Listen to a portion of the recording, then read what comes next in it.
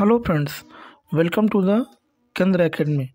Friends, आज इस session में हम लोग पीपीएससी टीआरई 4.0 यानी पीपीएससी टीचर 4.0 न्यू वैकेंसी 2025 के लिए पारिस्थितिकी एवं पर्यावरण से रिलेटेड सभी महत्वपूर्ण प्रश्नों को जो केवल वीवीआईपी क्वेश्चन है उन्हीं को आज इस सेशन में डिस्कस करेंगे।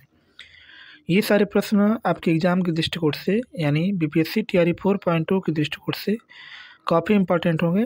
इसको ध्यानपूर्वक पूरा ज़रूर देखिएगा। जो लोग पहली बार चैनल पर आए होंगे तो चैनल को सब्सक्राइब कर लीजिएगा और बगल में बेल आइकन का निशान है उसे ज़रूर दबा दीजिएगा ताकि आपको रेगुलर अपडेट मिलता रहे। तो चलिए फ्रेंड्स, बिना देरी के हुए सेशन को स्टार्ट करते हैं। तो एक बार प्लीज़ पहले लाइक कर दीजिएगा और जब पूरा सेशन देख लीजिएगा तो कम से कम इसे एक ग्रुप में ज़रूर शेयर कर दीजिएगा। तो चलिए शुरू करते हैं। आज का हमारा पहला वन लाइनर क्वेश्चन के रूप में पर्यावरण से संबंधित प्रश्नों को देखा जाएगा। ठीक है, चलिए सबसे पहले पृथ्वी पर पाए जाने वाले भूमि, जल, वायु, पेड़ पौधे एवं जीव जंतुओं का जो समूह होता है हमारे चारों ओर है कहलाता है। तो उसी को हम लोग क्या बोलते हैं? पर्यावरण बोलते हैं। पर्यावरण की बात करेंगे तो पर्यावरण दो शब्दों से मिलकर बना है। एक हमारा परि होता है और एक हमारा क्या होता है? आवरण होता है। एक परि होता है और एक क्या होता है? आवरण। परि का मतलब होता है चारों तरफ और आवरण का मतलब होता है घिरा हुआ। यानी हमारे चारों तरफ जो भी सारी चीज़ें घिरा हुआ है, जैसे भूमि हो गया, जल हो गया, वायु हो गया, पेड़ पौधे हो गया, ये सब सारी चीज़ों जो हमारे चारों तरफ घेरा हुआ है उसी को हम लोग क्या बोलते हैं? पर्यावरण बोलते हैं। क्या बोलते हैं? पर्यावरण। ठीक है, चलिए आगे। प्रथम अंतर्राष्ट्रीय पर्यावरण सम्मेलन कब हुआ था? यानी पहली बार जो है पर्यावरण के विषय में पहली बार सम्मेलन कहाँ हुआ था और कब हुआ था? तो ये जो है 5 जून 1972 ईस्वी को स्टॉकहोम में हुआ था। पहली बार कहाँ हुआ था? तो 5 जून 1972 को जो है स्टॉकहोम में हुआ था। आगे, प्रथम विश्व पर्यावरण दिवस कब मनाया गया? जब वहाँ पर मीटिंग हो गई तो ये हुआ कि हर साल जो है पर्यावरण दिवस मनाया जाएगा। तो ये कब स्टार्ट किया गया? तो 1973 ईस्वी में जो है पहला पर्यावरण दिवस हम लोग मनाते हैं।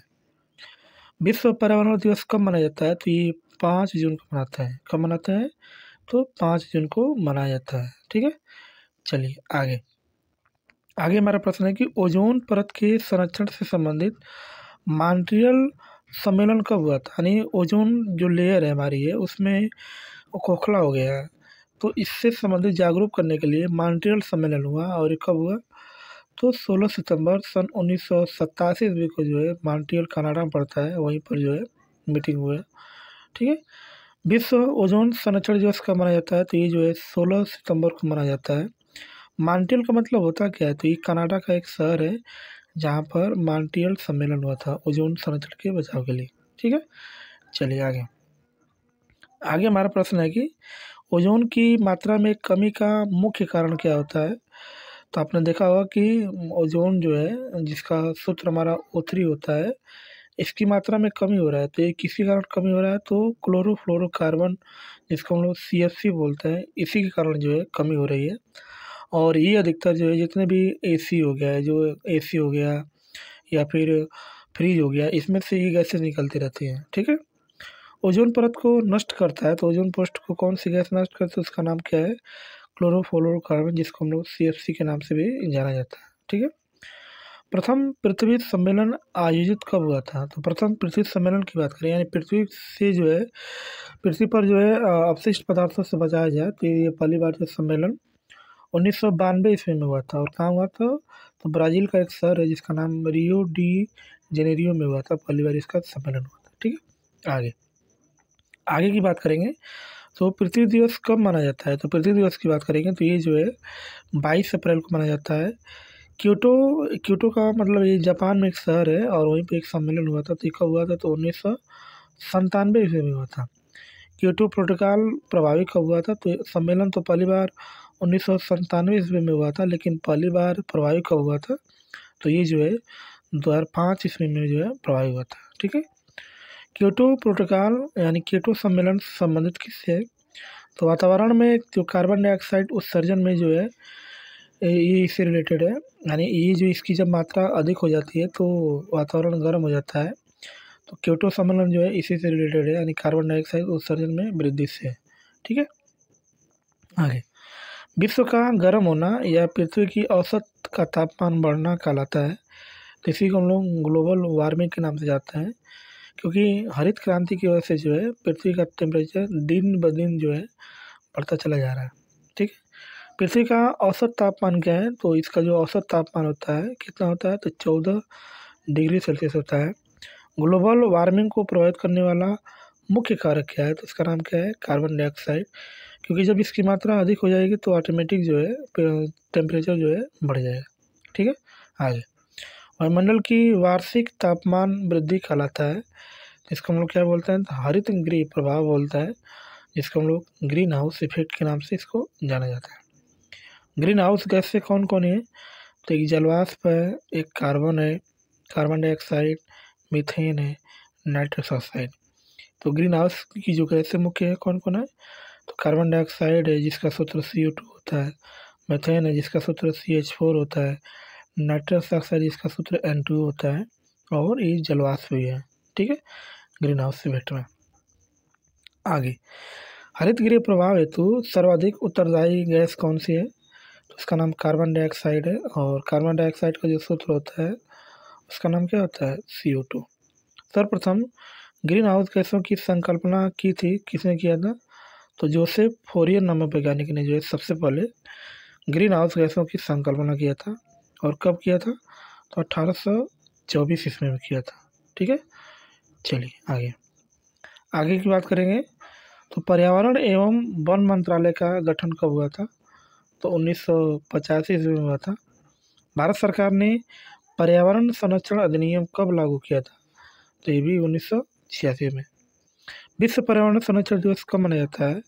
तो ये 26 नवंबर को मनाया जाता है। और अगर पर्यावरण दिवस की बात करेंगे तो 5 जून, और पर्यावरण संरक्षण दिवस की बात करेंगे तो 26 नवंबर।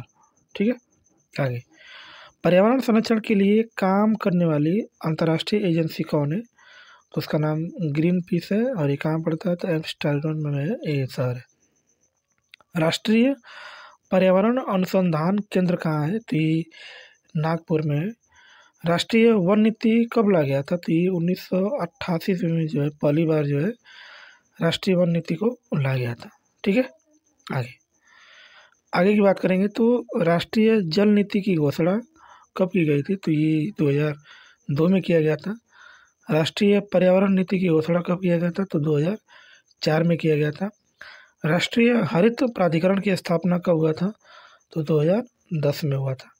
विश्व नम भूमि दिवस, जिसको हम लोग आर्द्र भूमि के नाम से इसको जानते हैं, कब मनाया जाता है? तो ये जो है 2 फरवरी को मनाया जाता है। विश्व वन दिवस कब मनाया जाता है? तो ये 21 मार्च को मनाया जाता है। और विश्व जल दिवस की बात करेंगे तो ये जो है 22 मार्च को मनाया जाता है। विश्व जल दिवस कब मनाया जाता है? तो 22 मार्च को। जैव विविधता दिवस कब मनाया जाता है? तो ये 22 मई को मनाया जाता है। रेड डाटा बुक का मतलब क्या होता है? तो रेड डाटा बुक का मतलब होता है कि जितने विलुप्त प्राणी हैं या जितने संकटग्रस्त जीव हैं उसी के लिए हम लोग क्या करते हैं? तो रेड डाटा बुक जारी करते हैं। ठीक है, आगे चलिए। आगे हमारा प्रश्न है कि जीवधारियों तथा उनके वातावरण के पारस्परिक संबंधों का अध्ययन क्या कहलाता है? तो उसको हम लोग पारिस्थितिकी के नाम से जानते हैं, जिसको हम लोग क्या बोलते हैं? इकोलॉजी। इकोलॉजी शब्द का प्रथम प्रयोग सबसे पहले किसने किया था? तो रिटर नामक वैज्ञानिक ने 1865 ईस्वी में किया था, और अर्नेस्ट हैकल ने जो है 1869 में। ठीक है, आगे। सबसे अस्थाई पारिस्थितिकी कौन है? तो उसका नाम क्या है? महासागर।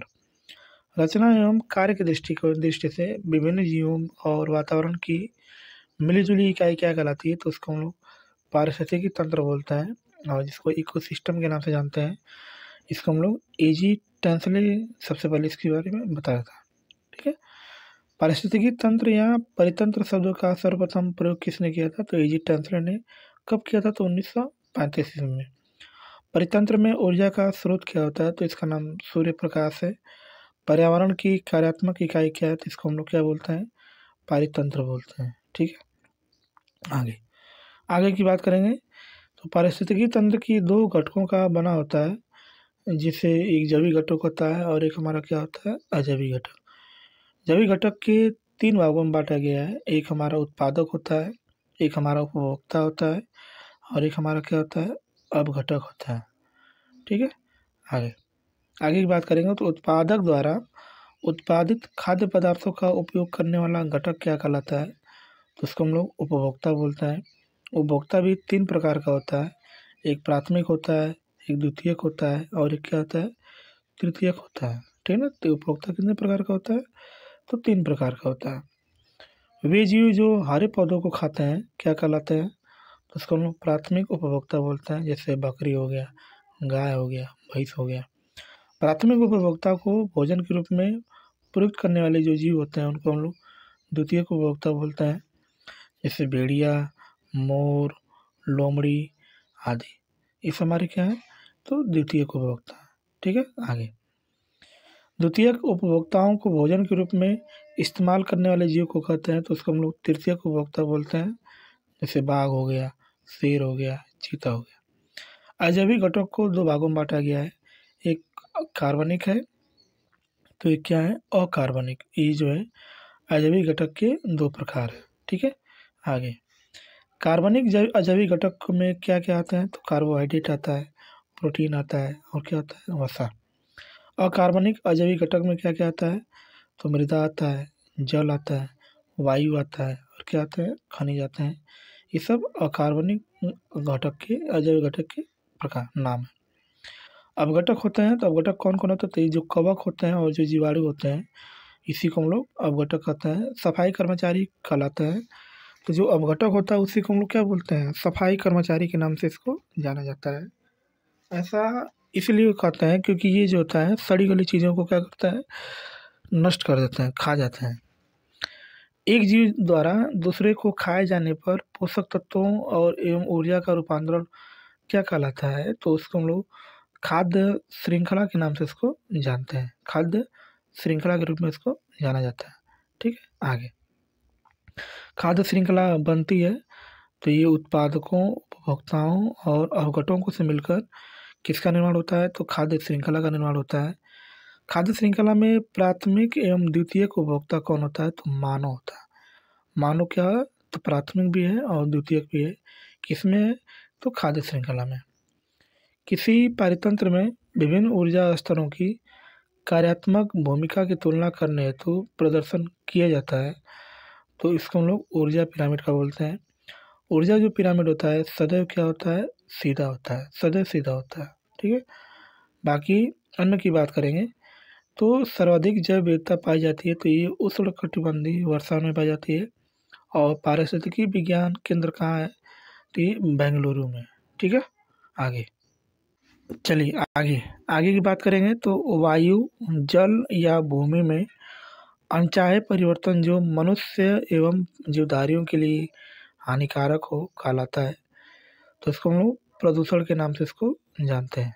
ठीक है, मानव जनित पर्यावरणीय प्रदूषण कहलाते हैं, तो इसको हम लोग एंथ्रोपोजेनिक बोलते हैं, जिसको परजैविक के नाम से भी इसको जानते हैं, जो मानव द्वारा पर्यावरण को प्रदूषित पाया जाता है। आगे जैव विघटित प्रदूषक हैं, तो इसको हम लोग वाहित मल के नाम से इसको जानते हैं। वायु प्रदूषक शीशा से प्रभावित कौन अंग होता है, तो इसका नाम क्या होता है, उदर। तंत्रिका तंत्र संबंधी रोग होता है, तो इसी किससे होता है, तो शीशा से होता है। एस्बेस्टास धूल से प्रभावित अंग है, तो इसको हम लोग क्या बोलते हैं, फेफड़ा। फेफड़ा जो होता है एस्बेस्टास से प्रभावित अंग है। ठीक है, आगे पारा प्रभावित करता है, तो ये मस्तिष्क को प्रभावित करता है। वायु प्रदूषक कार्बन मोनोऑक्साइड प्रभावित करता है, तो ये रक्त धाराओं को प्रभावित करता है। भूमिगत जल को दूषित करने वाले अजैविक प्रदूषक कौन है, तो उसका नाम क्या है, आर्सेनिक है। इसका नाम क्या है, आर्सेनिक। ठीक है, आगे जल प्रदूषण को मापने हेतु जांच की जाती है, तो इसको हम लोग बोलते हैं बायोमैकेनिकल ऑक्सीजन डिमांड, जिसको BOD भी बोलते हैं। क्या बोलते हैं, BOD। ठीक है, मनुष्य में रक्त दाब बढ़ाकर दिल संबंधी रोग उत्पन्न करता है, तो ये वायु प्रदूषक, इसका नाम क्या है, कैडमियम जो होता है रक्त दाब बढ़ाकर दिल संबंधी रोग पैदा करता है। ब्राउन एयर शब्द का प्रयोग किया जाता है, तो इसका प्रयोग हम लोग कहाँ करते हैं, तो प्रकाश रासायनिक धुआं के लिए इसका हम लोग उपयोग करते हैं। पीएम तथा एसपीएम संबंधित होता है, तो ये प्रदूषण से संबंधित होता है। पीएम का पूरा नाम क्या होता है, तो पार्टिकुलर मैटर कहते हैं, और एसपीएम का मतलब होता है सस्पेंडेड पार्टिकुलेट मैटर बोलते हैं। ठीक है, आगे वायु प्रदूषक क्या होता है, तो जो कार्बन मोनोऑक्साइड सबसे खतरनाक गैस है, सल्फर डाइऑक्साइड और हाइड्रोजन सल्फाइड, ये सब जो है वायु प्रदूषक है। 3 दिसंबर सन 1984 ईस्वी को भोपाल के यूनियन कार्बाइड फैक्ट्री में किस गैस का रिसाव हुआ था, तो मिथाइल आइसोसाइनाइड, जिसको MIC बोलते हैं, इसी गैस का जो है रिसाव हुआ था। मिनी माता रोग होता है, तो ये पारा युक्त जल से होता है। पारा का सूत्र क्या होता है, तो Hg होता है, इसी कारण जो होता है मिनी माता रोग होता है। मिनी माता रोग सबसे पहले हुआ था, तो ये जापान में हुआ था। नदियों में जल प्रदूषण की माप की जाती है, तो ऑक्सीजन की घुली हुई मात्रा से हम लोग क्या करते हैं, नदियों में जल प्रदूषण क्या करते हैं, माप करते हैं। सिगरेट के धुएं का मुख्य प्रदूषक क्या है, तो कार्बन मोनोऑक्साइड एवं बेंजीन। बेंजीन के सूत्र की बात करेंगे, तो इसका जो सूत्र होता है C6H6 होता है। कार्बन मोनोऑक्साइड का सूत्र Cu होता है, जो बहुत ही खतरनाक होती है। केंद्रीय प्रदूषण नियंत्रण बोर्ड है, तो ये कहाँ पर है, तो दिल्ली में है। जल संरक्षण एवं प्रदूषण नियंत्रण अधिनियम कब बना था, तो ये 1974 ईस्वी में इसको बनाया गया था। ठीक है, आगे वाहनों से निकलने वाले धुआं में पाया जाता है, तो कार्बन मोनोऑक्साइड एवं सीसा जो है उसमें पाया जाता है। कारखानों से निकलने वाले धुओं में मुख्य रूप से पाया जाता है, तो क्या पाया जाता है, तो कार्बन डाइऑक्साइड जो है उसमें मुख्य रूप से पाया जाता है। ठीक है, अम्ल वर्षा मिश्रण होता है, तो किसका मिश्रण होता है, तो सल्फर डाइऑक्साइड का और नाइट्रोजन ऑक्साइड यानी NO का अम्ल वर्षा के रूप में पृथ्वी पर गिरते हैं, तो सल्फ्यूरिक अम्ल प्लस नाइट्रिक अम्ल यानी H2SO4 और HNO3। ठीक है, आगे की बात करेंगे, तो आगे हमारा प्रश्न है DDT होता है, तो इसको हम लोग अजैव अवघटनीय प्रदूषक बोलते हैं। DDT के पूरे नाम की बात करेंगे, तो इसका नाम डाइफेनिल ट्राइक्लोरोएथेन होता है। संगमरमर से निर्मित ऐतिहासिक इमारतों को हानि पहुंचाता है, तो कौन पहुंचाता है, तो सल्फर डाइऑक्साइड यानी SO2 जो है इसको हानि पहुंचाता है, जैसे में ताजमहल है। ग्रीन मफलर संबंधित होता है, तो ये ध्वनि प्रदूषण से संबंधित होता है, क्योंकि जब ध्वनि प्रदूषण बढ़ जाएगा तो हम लोग किसका उपयोग करते हैं, मफलर का यूज करते हैं। चावल के खेतों से निकलने वाला प्रदूषक कौन होता है, तो इसका नाम मीथेन होता है, जिसका सूत्र क्या होता है, CH4 होता है। ठीक है, तो चलिए फ्रेंड्स, आज के लिए इतना ही।